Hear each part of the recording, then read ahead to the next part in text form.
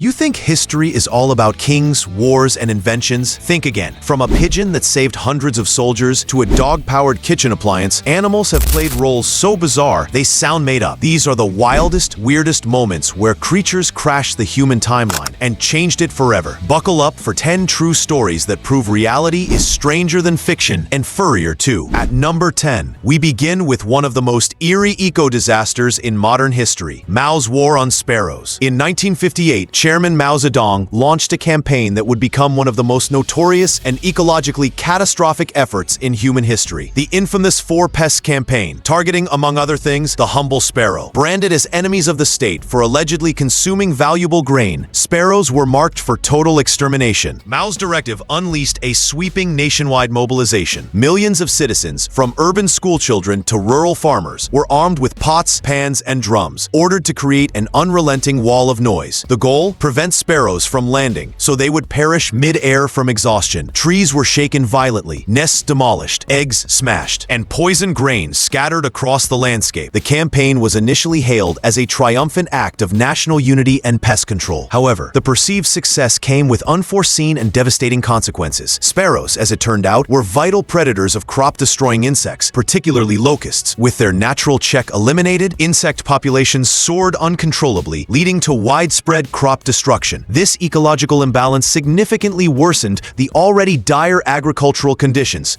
playing a critical role in the Great Chinese Famine, which claimed the lives of tens of millions. Mao's War on Sparrows serves as a stark lesson in ecological mismanagement, a chilling reminder of the unintended consequences that arise when governments attempt to bend nature to fit ideological goals. At number 9, we unearth a truly surreal legal spectacle: the medieval animal trials. In an astonishing fusion of theology, law, and superstition, medieval Europe bore witness to one of history's most bizarre judicial practices: animal trials. Unlike anything found in modern legal systems, these proceedings treated animals as moral agents capable of crime, judgment, and punishment. Pigs, roosters, rats, and even insects were brought before judges in solemn courtrooms, complete with public defenders, witnesses, and formal sentencing. One of the most infamous trials occurred in 1386 in Falaise, France, where a sow was charged with the brutal killing of a child. Tried with all the gravitas of human litigation, the pig was found guilty and executed by hanging in front of a crowd. In another astonishing case from Basel, Switzerland, in 1474, a rooster stood accused of laying an egg, an act considered so unnatural it was deemed evidence of witchcraft. Declared guilty of consorting with demonic forces, the unfortunate bird was burned at the stake. These trials weren't isolated quirks, they were widespread. Mice were sued for ruining crops, ants were ordered to leave vineyards, and even bees faced charges of murder. These surreal events expose a worldview where nature was not separate from society, but a part of its moral and spiritual framework. Legal action against animals was not just about control. It was about asserting religious order and interpreting natural misfortunes as signs of divine wrath. By prosecuting animals, authorities reaffirmed human dominance and divine justice in a chaotic world. At number 8, we encounter a tragic twist of fate: the monkey that changed Greek history. In a historical moment stranger than fiction, the fate of an entire nation was altered by a monkey bite. In 1920, King Alexander of Greece, a young monarch navigating the complexities of post-World War I politics, met a tragic and unlikely end after a run-in with two Barbary macaques. While strolling through the royal gardens of the Tatoi Palace, Alexander's dog got into a skirmish with one of the monkeys. Attempting to break up the fight, the king was bitten on the leg by another macaque. Initially dismissing the wound as minor, the infection worsened rapidly. Within weeks, the seemingly inconsequential bite led to a fatal case of sepsis, claiming the king's life at just 27 years old. His sudden death ignited a political firestorm. Greece, embroiled in the Greco-Turkish War, suddenly faced a royal succession crisis. Infighting over the throne eroded political stability and diverted attention away from the critical war effort. The internal disarray significantly contributed to Greece's devastating military defeat, leading to immense territorial losses and the deaths of hundreds of thousands. Winston Churchill, reflecting on the surreal series of events, famously noted that 250,000 people died because of a monkey's bite. Though hyperbolic, his statement captures the staggering domino effect of a single animal encounter. This incident underscores the fragility of political systems and the unpredictability of history, where monumental shifts can be triggered by the most trivial events. The monkey bite didn't just claim a king's life, it reshaped a nation's destiny, providing one of the most bizarre and tragic examples of how human history can pivot on a simple, natural accident. At number 7, we witness a swine-sized spark that nearly lit an international war, the pig that started the San Juan Island conflict. In what may be one of history's most absurd flashpoints for international tension, the infamous Pig War of 1859 began not with a diplomatic insult or military provocation, but with a single pig rooting through a potato garden. The setting was San Juan Island, a strategic territory disputed between the United States and Great Britain off the Pacific Northwest coast. On June 15, American settler Lyman Cutler discovered a British-owned pig rummaging through his crop. Furious at the repeated incursions, Cutler shot the pig dead. This otherwise mundane act became the unlikely ignition for a geopolitical crisis. The pig's British owner,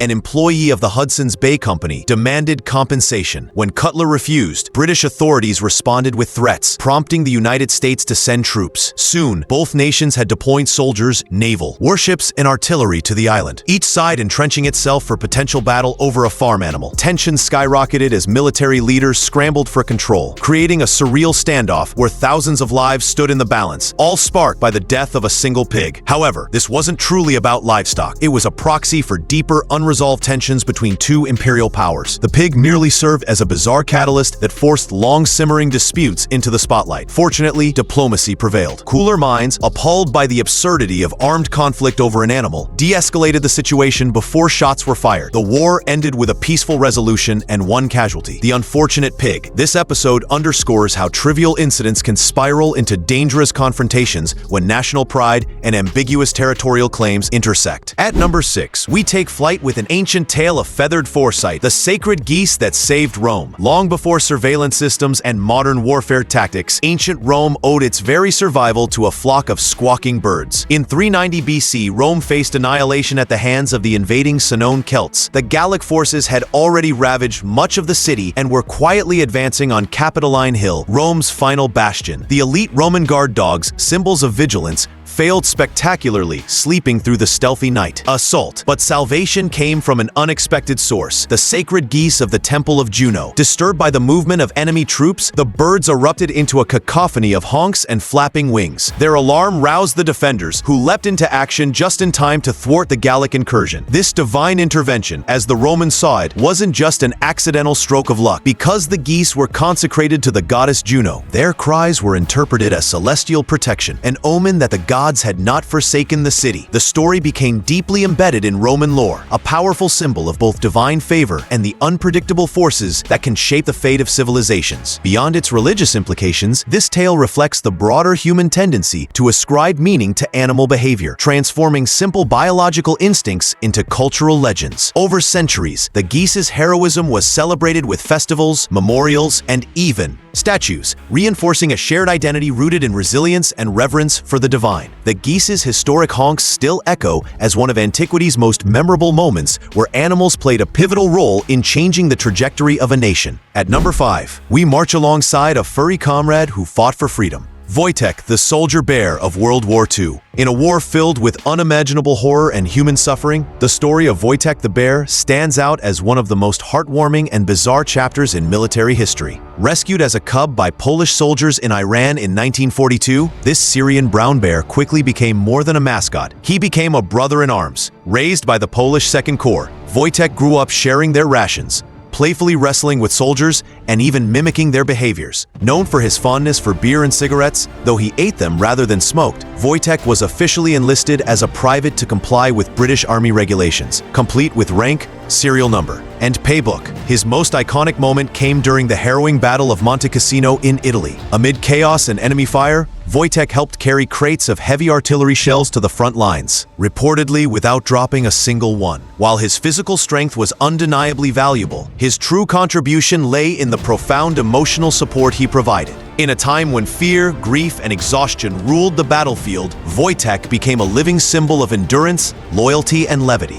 He boosted morale, offered a sense of comfort, and reminded soldiers of innocence and home amid the chaos of war. His presence highlighted the deeply therapeutic role animals can play during traumatic times, acting not just as helpers but as emotional lifelines. After the war, Wojtek retired to the Edinburgh Zoo, where he lived out his days as a beloved celebrity. Veterans continued to visit him, saluting their fellow soldier who had marched through hell by their side. Wojtek's story is a powerful testament to the bonds that can form between humans and animals, particularly in extreme circumstances. At number 4, we soar into the skies of World War I with a feathered war hero, Cherami, the pigeon that saved a battalion. In the brutal theater of World War I, amid relentless artillery, trenches, and communication breakdowns, a small homing pigeon named Cherami emerged as one of history's most astonishing and unsung military heroes. In 1918, during the Meuse-Argonne Offensive, Major Charles Whittlesey's Lost Battalion of the U.S. 77th Infantry Division became trapped behind German lines, surrounded, low on food and ammunition,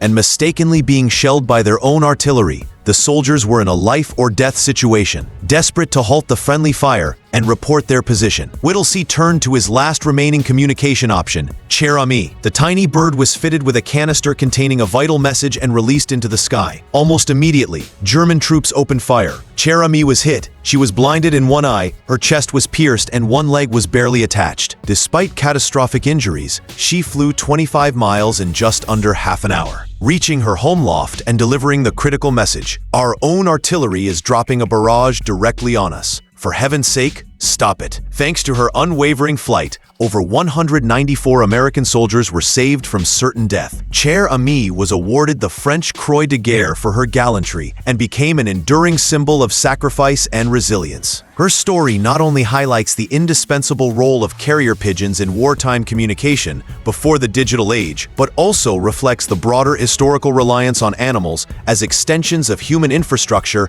and military strategy. Long before radios and satellites, animals like Cherami bridged communication gaps under impossible conditions. Her heroism underscores the creative and adaptive use of biological traits, speed, homing instinct, endurance, by humans to overcome the technological limitations of their time. Cherami's legacy endures, not only as a testament to animal bravery, but also as a historical reminder of the profound interdependence between species in critical moments of human conflict. At number 3, we mush into a snowbound race against death, Balto and the serum run that saved Nome. In the unforgiving heart of the Alaskan wilderness, during the bone-chilling winter of 1925, a Siberian husky named Balto etched his name into history by leading a heroic relay that saved an entire town from a deadly diphtheria outbreak. The remote community of Nome faced annihilation as the disease spread rapidly and antitoxin supplies dwindled. With air travel grounded by vicious storms and no road access to the city, authorities devised a desperate solution: a dog sled relay covering over 600 miles of brutal frozen terrain. More than 20 mushers and their sled dog teams participated in this perilous journey, enduring gale force winds, whiteout blizzards, and temperatures as low as -60 Fahrenheit. Balto, leading the final leg of the mission, was tasked with the most hazardous stretch. With no visibility, treacherous ice, and frostbite-inducing cold, Balto guided his team unerringly through 54 miles of near-death conditions, finally delivering the life-saving serum to Nome. Balto's courage and endurance made headlines across the world, and his actions became an emblem of resilience, loyalty, and teamwork under extreme pressure. A bronze statue erected in New York City's Central Park immortalizes his contribution, symbolizing not just one dog's heroism, but the essential role of animals in overcoming nature's harshest challenges. The Great Race of Mercy was more than a thrilling survival story. It was a defining example of how animal capabilities were harnessed to accomplish what no human or machine of the era could achieve. In an age before snowmobiles and reliable aviation, sled dogs were lifelines, navigating and enduring environments humans could not traverse alone.